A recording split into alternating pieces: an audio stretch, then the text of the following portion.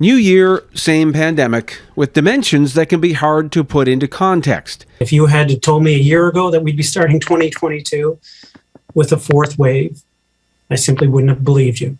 But here we are. You've seen the numbers. How one day's record stands until it's beaten by the next day's.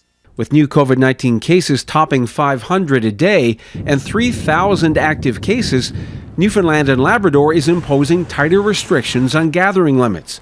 But the vast majority of people infected do not need to be hospitalized, and the province is feeling pressure to open up society and let the virus run its course. Better to limit transmission and spread out the infections, according to Premier Andrew Furey. If everybody does get it, they can't all get it at once. And it's not just because of the beds in the hospital, it's about the human resource capacity to deal with people in the hospital, especially around nurses, physicians, allied health professionals who are isolating as well. In Nova Scotia, there's a similar delicate balance.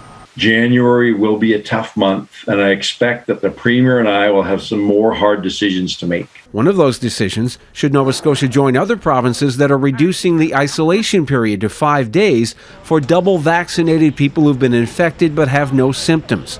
Or should infected workers, like nurses, come out of isolation and work if essential services are in jeopardy? The controversial measure could make sense, according to this Nova Scotia licensed practical nurse. You wouldn't be able to be in the break room with anybody else unmasked. You would have to eat, by yourself, that sort of thing. So I think there's ways to get around it so that we can have as maximum amount of people at work as we possibly could. Nova Scotia's top doctor says he'll have more to say about isolation rules later this week. In the meantime, vaccinations are accelerating. Nova Scotians aged 30 and over are now eligible for booster shots, with 1,700 people volunteering to administer the doses. Ross Lord, Global News.